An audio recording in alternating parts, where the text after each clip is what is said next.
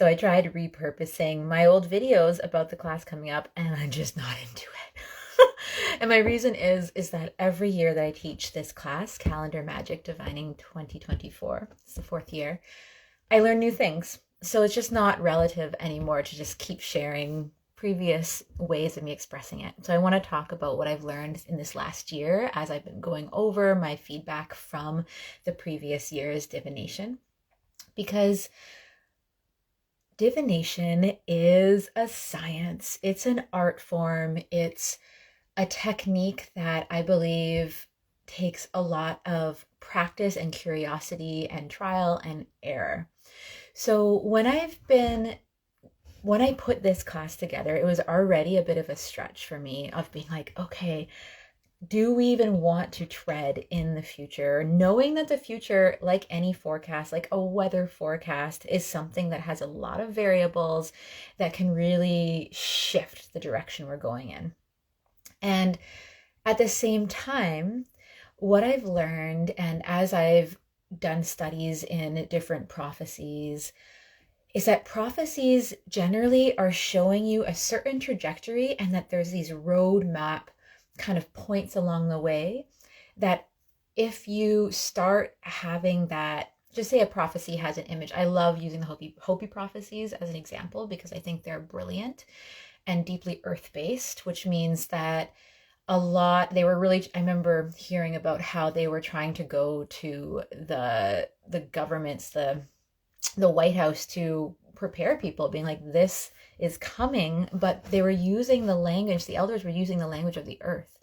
And so the symbolism of the earth is something that needs to be understood by it is a relational divination or prophetic language that people that can understand the language and the texture of the earth can then make meaning of those symbolic imageries.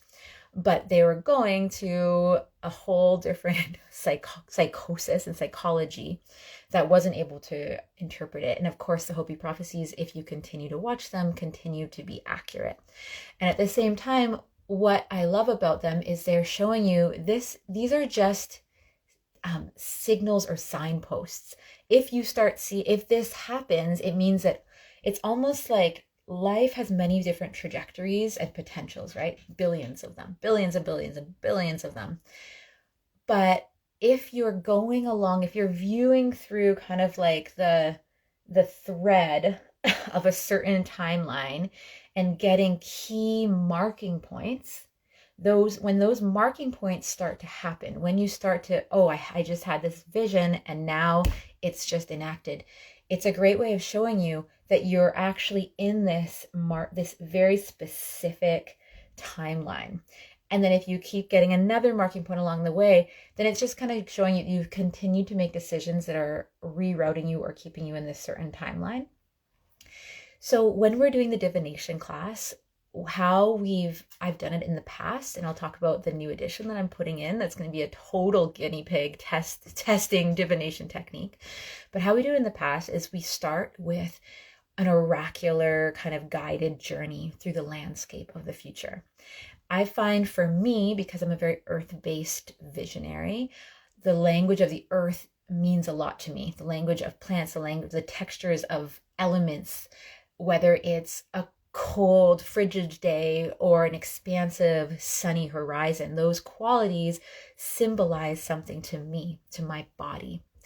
And so why I like to start with the landscape of your future is it's a way of starting to let your imaginative, your creative, your neuroplasticity kind of start forming itself and being open to what's to come in a very symbolic imagery and texture and sensational way.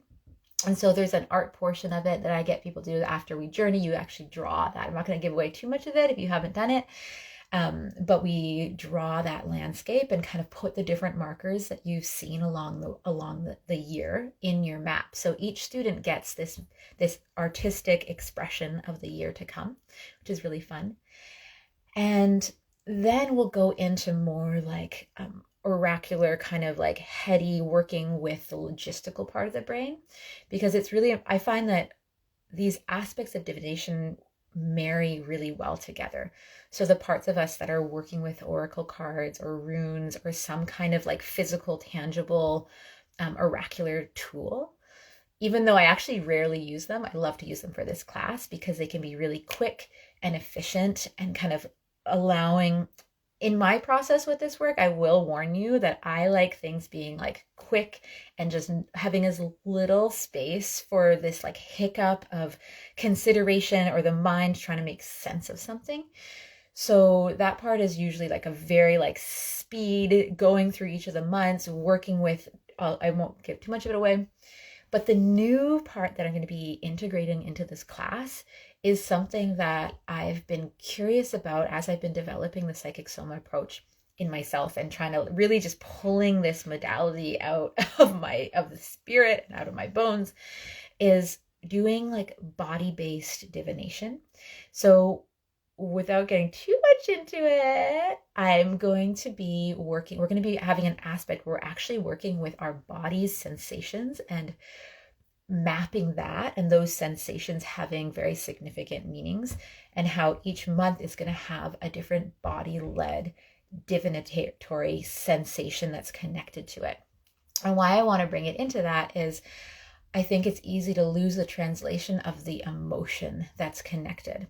So whenever you are doing any kind of divinatory or oracular process, it's so important to connect with those different points of awareness. So if it's a vision, like, okay, what is the vision? How do I almost like take a snapshot, take a Polaroid of that image? So that's step one. It's very like visual. You're not digesting it quite away. It's just an image.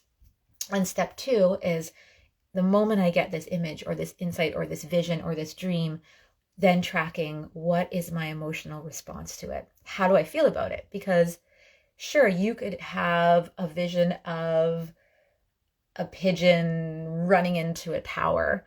And for some people, if their emotion is like panic and frantic and nervous and anxious, then that colliding image could be interpreted as like, okay, there's something in your roadblock, there's something that you're going to be flying, you think you're moving forward, and then all of a sudden you're going to get hit by something, right? And it's not good. That being said, you could have somebody that when they see that pigeon like have that contact and that impact, their body could feel deep relief. It could feel like, oh, something stopped, like some momentum that was not healthy, maybe something that I was going forward that needed to actually relax and release and maybe die and transform was stopped. And there could be a sense of relief. And so that is really important. So you've got your vision, then you've got your emotional contact. And then the next piece that I'm working on is this next piece of awareness. Like I've learned in belly dancing, like how many points of awareness can you hold simultaneously? It is a muscle. It takes time. Be gentle with yourself. So the next piece is, and where in my body do I feel that? And that could be something depending on how you know your body. We could start maybe where in my body is it like I feel something like a tension, like a restriction around my hips. Maybe there's a soreness. Maybe you are, instead of feeling, you're really acknowledging, oh, I feel my circulatory system.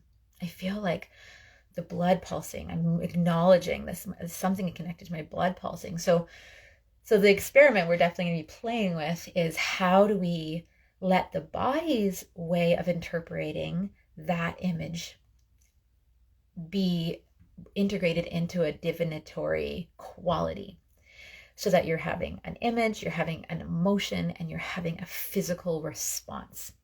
Because the body is also going to be giving you information that is relative to where you're at in that timeline. So I'm not going to go much further, but that is a little update on the class coming up. And we've got the online one on the 13th.